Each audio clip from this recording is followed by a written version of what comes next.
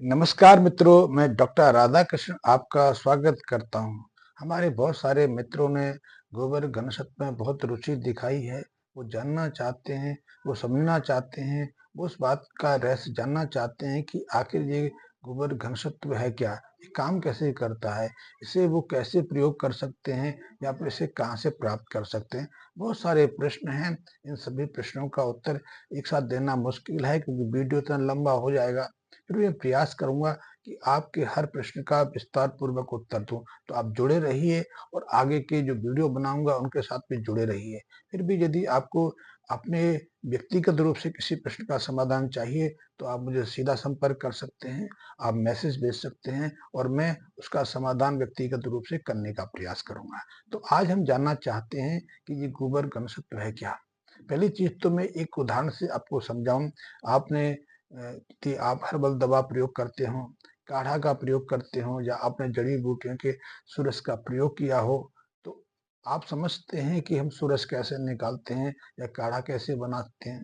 तो सुरस निकालने का सहज रास्ता यही है, सहज प्रोसेस यही है कि आप कोई भी ताजा हर्बल लेते हैं, चाहे वो आंवला हो, चाहे करेला हो या कोई भी हो, तो आप उसे या तो मिक्सर में डाल के उसका जूस निकाल लेते हैं या फिर उसका पेस्ट बनाते हैं, उसको कूटते हैं, पीसते हैं, चटनी बनाते हैं और फिर उसको कॉटन के कपड़े से, सूती कपड़े से उसको निचोड़ कर उसका तरल अलग निकाल लेते हैं। उसको हम सुरस कहते हैं और ये सुरस सूखी जड़ी के मुकाबले ज़्यादा प्रभावी रहता है। फिर भी उसमें पानी का अंश काफ़ी मात्रा में रहता है।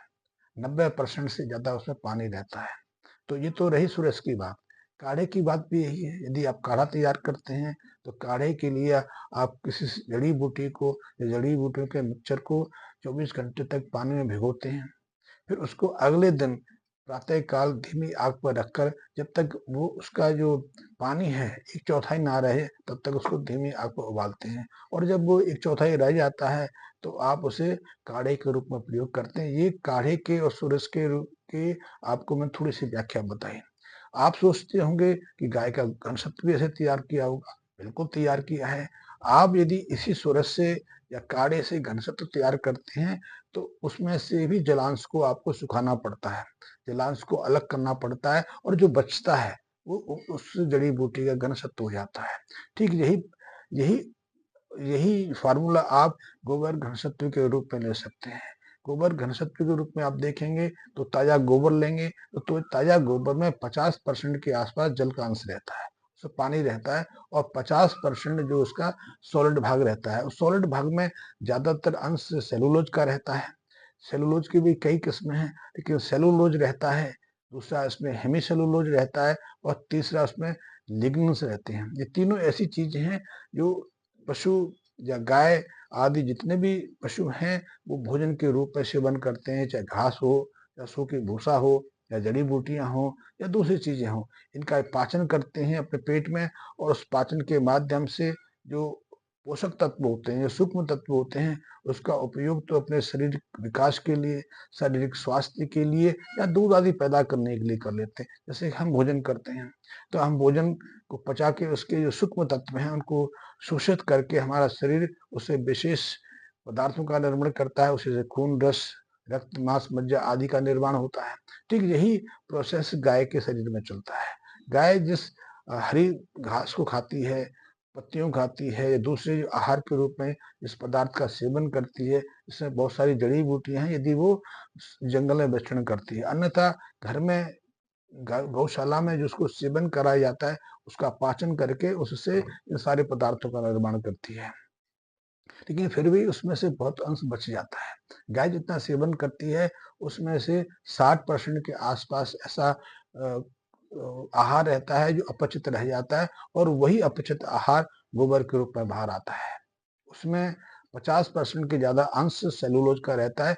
वही सेलुलोज जिसे हम यदि पालक के रूप में ग्रहण कर लें, मेथी के रूप में ग्रहण कर लें, धनिए के रूप में ग्रहण कर लें या चने के साग के रूप में ग्रहण कर लें या फिर हम सलाद के रूप में सेवन करें, उसे हमारा शरीर पचा नहीं पाता क्योंकि हमारे शरीर के अंदर उसे पचाने के वो एंजाइम ही नहीं है, वो पदार्थ ही नहीं है। लेकिन गाय आदि पशु उसको पचा लेती हैं क्योंकि उनका पाचन तंत्र हमसे बिल्कुल अलग रहता है। उनके यहाँ पाचन की पूरी प्रक्रिया को बहुत सारे माइक्रोब्स, बहुत सारे सूक्ष्म जीवाणु अपने कंधे पे लेकर फिरते हैं। आपको जानकर आश्चर्य होगा कि गाय के शरीर में 1-2 हजार, 2 हजार, लाख, 2 लाख नहीं, अरबों की संख्या में माइक्रोब्स रहते हैं, सूक्ष्म जीव रहते हैं। हमारे शरीर के अंदर भी रहते हैं। आपने सुना होगा अब माइक्रोफ्लोरा के लेकर बहुत सारे अनुसंधान हो रहे हैं। आपने जब भी कोई एंटीबायोटिक दवा लेते हैं या कोई आप ताकत की दवा लेते हैं तो उसके साथ आपको प्रोबायोटिक अवश्य दिया जाता है। ये प्रोबायोटिक वही है जिसे हम दूध से या दूध की छाछ से अलग करते हैं और वही हमें सेवन कराया जाता है। क्योंकि एक समय था जब हम बैक्टीरिया को मारने में लगे हुए थे, तो जीवाणु को नष्ट करने में लगे हुए थे, लेकिन अब हम जीवाणु को बचाने के प्रयास में लगे हैं। लेकिन मित्र जीवाणु को, दुश्मन जीवाणु को नहीं, जो हानि करते हैं उनको नहीं। तो यही जो माइक्रोफ्लोरा बैक्टीरियास हैं, जो मित्र जीवाणु हैं, वो हमारे शरीर के अंदर भी काम करते हैं और हमारे गट के अंदर, हमारे पेट के अंदर भी खरबों की संख्या में ये जीवाणु स्वीकृत हैं। एक मानव शरीर जिसका वजन 70 किलो के आसपास है, उसके शरीर में 4.5 से लेकर 8.5 किलो के आसपास ये सूक्ष्म जीव होते हैं। आप जानकर आश्चर्य हो जाएगा। गाय की बात करें तो गाय की तुलना उसके शरीर से कर लीजिए तो उसके शरीर में कितने माइक्रोब्स होंगे। लेकिन ये माइक्रोब्स जो पेट में रहते हैं तो अपना काम करते हैं और पेट के बाहर गोबर के साथ में जब आते हैं तो अपना कार्य करते हैं और यही गोबर को गोबर खाद के रूप में बदलते हैं। तो ये तो मैंने छोटी सी आपको बताई कि गोबर जो घन सत्व है उसका आधार क्या है। उसका आधार है जो गाय के पेट के अंदर जो सूक्ष्म जीव होते हैं, जो लाखों की संख्या में जीव हैं, तो उनमें से कुछ चुने हुए जो हमारे लिए लाभकारी हैं, जो हमारी जमीन के लिए लाभकारी हैं, जो हमारी मिट्टी की फर्टिलिटी को बढ़ा सकते हैं, जो हमारी मिट्टी की जो विषाक्तता है उसको दूर कर सकते हैं, और मिट्टी के जो जीवाणु हैं, क्योंकि हमारी मिट्टी के अंदर भी ऐसे लाखों करोड़ों जीवाणु रहते हैं। एक समय हमने अनुमान लगाया था, वो अनुमान भी हमारा कोई सटीक नहीं है, लेकिन अनुमान लगाया था कि प्रति ग्राम मिट्टी के अंदर 500 से ज्यादा जीवाणु, 500 करोड़ से ज्यादा जीवाणु रहते हैं। यदि आज की तुलना में देखा जाए तो हमें वो बचकने की बात लगती है, क्योंकि हमारे शरीर के अंदर ही ट्रिलियन के हिसाब से जीवाणु हैं। गाय के शरीर के अंदर ट्रिलियन से भी ज्यादा जीवाणु हैं। तो फिर मिट्टी में तो 500 की जो संख्या हम निर्धारित करते हैं वो बचकाना लगती है।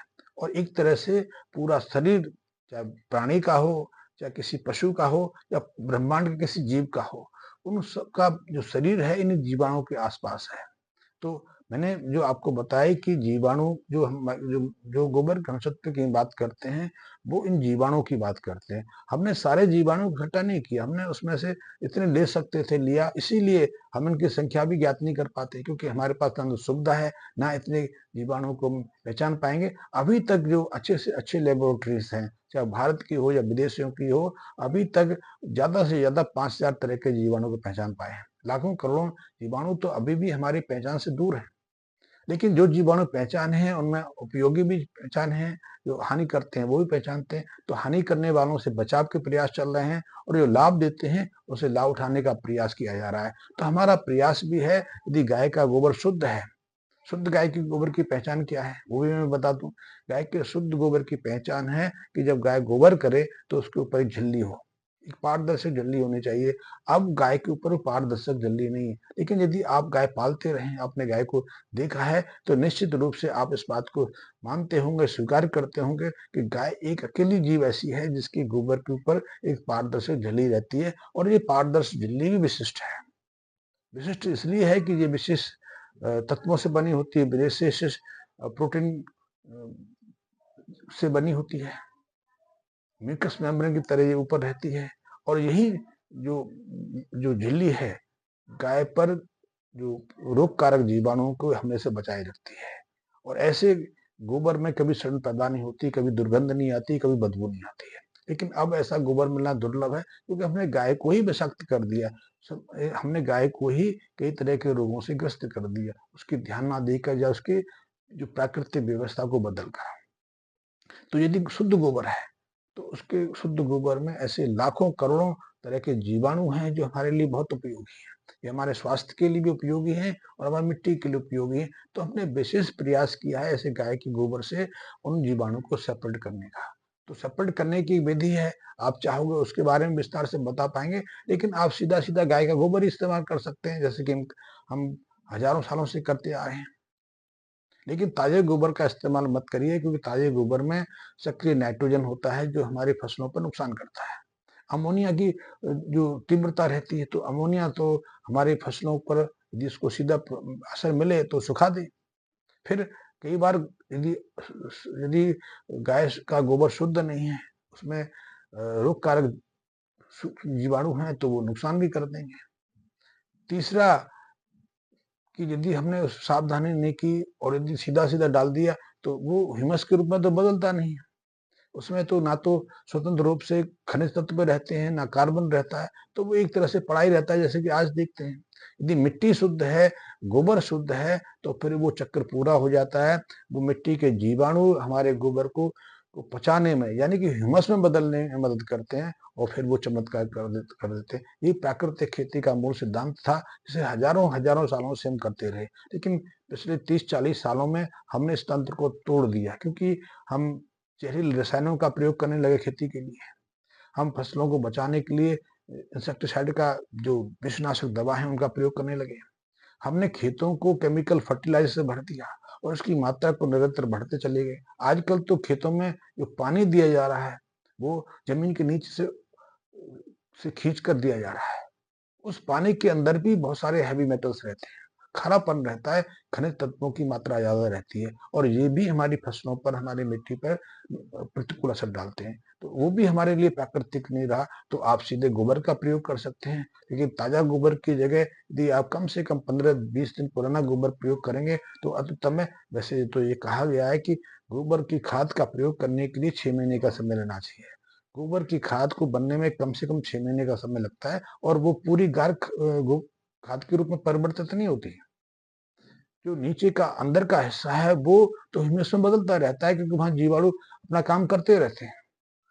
लेकिन बाहर की जो परत है वो सूख जाती है, वहां जीवाणु निष्क्रिय हो जाते हैं, वो कठोर हो जाती है, तो वहां तो गोबर ही पड़ा रहता है।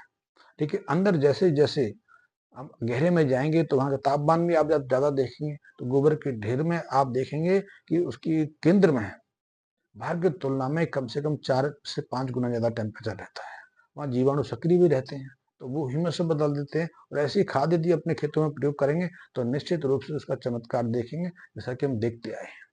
तो आप उसका सीधा प्रयोग कर सकते हैं। लेकिन गोबर घनत्व की जो बात करते हैं वो मिक्सचर है, उससे हमने गाय के गोबर से कुछ खास तकनीक से अलग किया है। फिर अलग ही नहीं किया, फिर उनका संवर्धन किया है, उनको सुरक्षित किया है, उनकी संख्या को बढ़ाने का प्रयास किया है। इसके बारे में मैं फिर अगले वीडियो में बताऊंगा कि आप उसको कैसे सेपरेट कर सकते हैं, कैसे उनको सुरक्षित रख सकते हैं, कैसे उनकी संख्या बढ़ा सकते हैं। ये बहुत महत्वपूर्ण है गोबर घनत्व के विशेष सूत्र को समझने का। वैसे इसमें कोई बड़ा रॉकेट साइंस नहीं है, बहुत सहज साधारण सा है। और आप इतने गहराई में क्यों जाओ, आप सीधे सीधे गाय की गोबर का इस्तेमाल करो ना, खाद बनाओ उसे। वैसे बना भी रहे हैं, खाद की मात्रा का आपने प्रयोग ज्यादा संख्या में मात्रा में करना पड़ेगा। इसीलिए हम गोबर की जगह गोबर खाद बनाते हैं। गोबर की खाद में गोबर की तुलना में करीब करीब डबल, दोगुने खनिज तत्व आ जाते हैं, और माइक्रो संख्या बढ़ जाती है। फिर आप गोबर खाद की जगह वर्मी कंपोस्ट क्यों ना बनाओ, उसमें खाद की मात्रा भी घट जाती है, उसकी एफिशिएंसी बढ़ जाती है, उससे माइक्रोब्स की संख्या भी बढ़ जाती है। उसमें विशेषकर जो महत्वपूर्ण है वर्मी कंपोस्ट है या गाय के गोबर की खाद में विशिष्टता है, वो है जो सेलुलोज जब डाइजेस्ट होता है, सेलुलोज जब ह्यूमस में बदलता है, सेलुलोज जब सूक्ष्म तत्व में बदलता है, तो सेलुलोज के की जो संरचना में कार्बन है बहुत महत्वपूर्ण भूमिका निभाता है। वो कार्बन स्वतंत्र एक्टिव हो जाता है, और यही कार्बन आपकी मिट्टी में पहुंचकर ऑर्गेनिक कार्बन की मात्रा बढ़ाता है। और ये ऑर्गेनिक कार्बन हमारी फसलों के लिए तो है ही जरूरी, हमारी मिट्टी की उपजाऊपन को बनाए रखने के लिए बहुत आवश्यक है कि यही ऑर्गेनिक कार्बन है जो जड़ों के माध्यम से विशेष पोषक तत्वों को पकड़ के जड़ के माध्यम से पौधों को देता रहता है। इसीलिए जब आप यूरिया छिड़कते हैं या नाइट्रोजन पौधों की जड़ों के माध्यम से पौधों को उपलब्ध होती है, तो यूरिया के बाद तो अब 24 से 36 घंटे में परिवर्तन देखते हैं। 24 से 36 घंटे के अंदर आपका मुरझाया जो पौधा है उसमें नई जान आ जाती है, नया ताजगी आ जाती है, उसकी लंबाई बढ़ जाती है, ग्रोथ में बदलाव आ जाता है। आप 3 दिन के अंदर-अंदर उसमें नई पत्तियाँ निकलते देखते हैं, पत्तियों का रंग बदलते देखते हैं, उसमें गाढ़ापन, हरा गाढ़ापन आ जाता है। इसका अर्थ है पत्तियों ने फोटोसिंथेसिस के माध्यम से अपना भोजन बनाना शुरू कर दिया। तो ये छोटा-सा मैंने एक भूमिका बनाई कि गोबर घनशक्ति क्या है। आप मुझसे जुड़े रहिए, इसके रहस्य को जानते रहिए और यदि आपने इसका प्रयोग करना है, तो उस संबंध में भी अपने संकोच मुझसे संपर्क कर सकते हैं। मैं अ, आपको प्रयोग करने के लिए कुछ मात्रा में गोबर घनशक्ति का तरल उपलब्ध कराने का कोशिश करूँगा। धन्यवाद मित्रों।